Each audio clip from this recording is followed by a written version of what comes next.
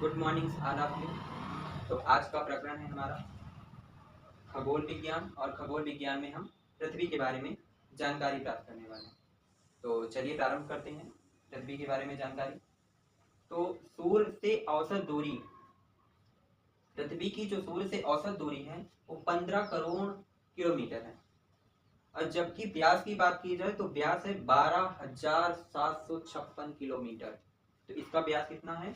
12,756 kilometre. और ये इसकी घूर्णन गति और परिक्रमण गति की बात की जाए तो थोड़ी सी घूर्णन गति और परिक्रमण गति के बारे में जानते हैं। घूर्णन गति क्या होता है? जब पृथ्वी अपने अक्ष पर ही घूमती है तो उससे पृथ्वी की घूर्णन गति कहते हैं। और जबकि परिक्रमण गति क्या होता है? जब सूर्य के चारों तरफ पृथ्वी घूमती है तो वो पृथ्वी का परिक्रमण काल कहलाता है। तो घूर्णन गति की बात करें तो पृथ्वी अपना घूर्णन गति 23 घंटा 9 मिनट में कंप्लीट कर लेती है। और जबकि परिक्रमण गति की बात की जाए तो ये 365 दिन का समय लगाती है, 5 घंटे और 48 मिनट। 365 दिन 5 घंटे और 48 मिनट का इसे एक परिक्रमण गति पूरा करने में लगता है समय। अब इसके उपग्रह की बात की जाए तो इसका एकमात्र ही उपग्रह है जिसका नाम है चंद्रमा। अब पृथ्वी की आयु, पृथ्वी अभी कब तक रहेगी? तो 4.54 अरब वर्ष अभी पृथ्वी पर जीवन रहेगा।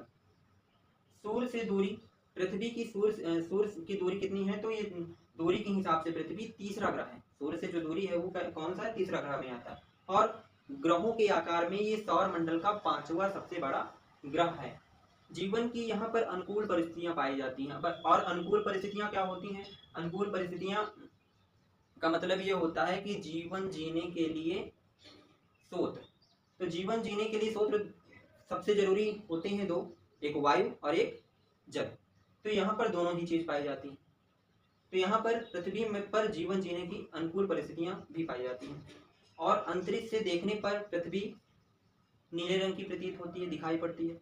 ऐसा क्यों? इसीलिए इसे नीला ग्रह कहते हैं। क्यों ऐसा क्यों होता है? क्योंकि पृथ्वी में 2/3 पानी से ढकी हुई, पृथ्वी हमारी जो है वो 2/3 पानी से ढकी हुई। और इन्हीं सभी कारणों के कारण पृथ्वी को सौर मंडल का अद्भुत ग्रह कहते हैं। तो आई होप आप लोगों को ये टॉपिक समझ में आया होगा। तो आज का टॉपिक यहीं तक रखते हैं। धन्यवाद।